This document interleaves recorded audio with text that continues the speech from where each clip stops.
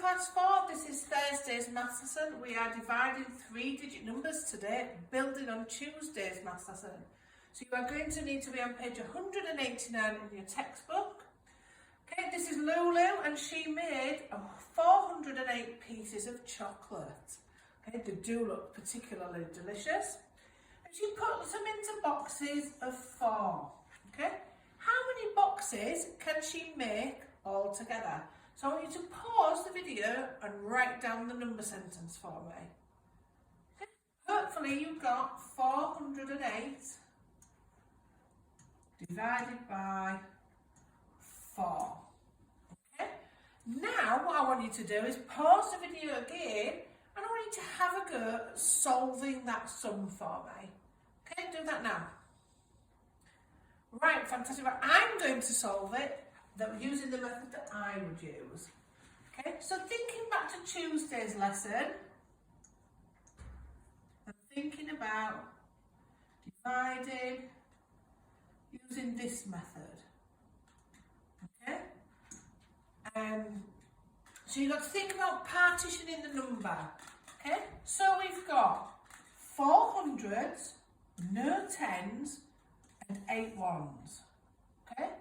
So thinking about how we did Tuesday, so we started with the number that's right over here. So we're going to start with the hundreds today. Okay, so we've got 4 hundreds. Okay, so 4s into 400 goes 1. Okay, so we've taken that away. We don't have any tens, so we're not going to do the 10. So we take it away and we've got 8 left. So we have to put a 0 there because we've got nothing there. Okay, so then we're left with 8 from the 408. So 4s into the 8 ones goes 2. Okay, if we take that away, we end up with 0. So we have no remainders this time. Okay, so she would get 102 boxes of chocolates. Lots, far too many chocolates for Lulu. Okay. So if we're learning, we're looking at partitioning.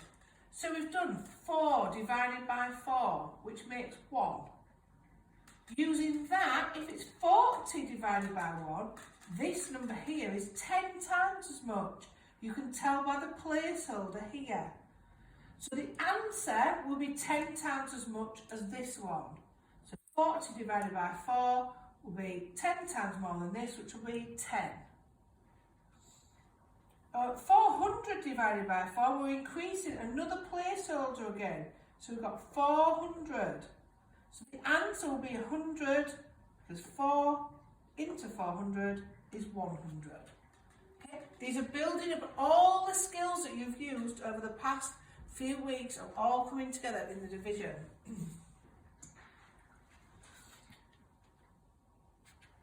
You can do it by dividing it, by just writing 400 here and 8 there. Do 400 divided by 4 is 100. 8 divided by 4 is 2. Or this is a method that I've worked through, where you take away your hundreds first. So remember, 4 hundreds, and you work out there's 1, put the 1 up there, and you take away your 8, and you put the 2 there. Put a 0 here because you've got no 10s, so you've got no numbers to work with. Okay, so then we're going to move on to our guided practice, which is on page 191. Okay, these first few I think are quite simple, and I think you'll be able to do. But I want to just work through an example with you that's a little bit trickier. So we're going to work through all together question 2a, which is 846 divided by 2. Okay, so we're going to start with our hundreds. Take our hundreds away. Okay,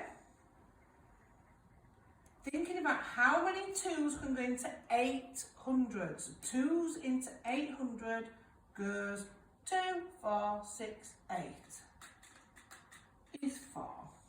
Okay, so then we're left with, if we take away the 8, now we're going to focus on the 10s. we've got 4 tens, okay?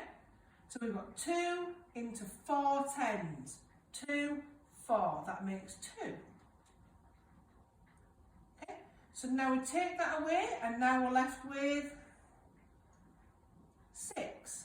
So we've got rid of the 800s, we've got rid of the 4 tens, and now we're looking at the 6 ones.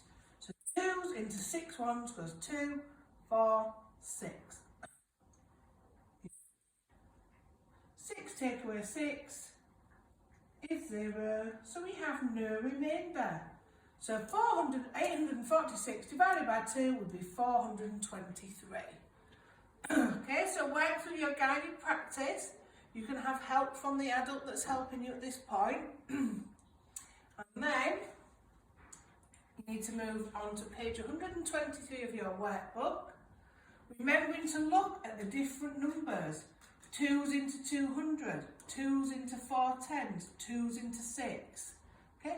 If circling the discs confuses you, then don't circle the discs. Use the method that you are comfortable with. So we've got 3 of these to answer. And then we're partitioning again. 800 divided by 8, 80 divided by 8, 8 divided by 8. And I had a conversation with Bradley, and he said, do I have to do them in order? And I said, no.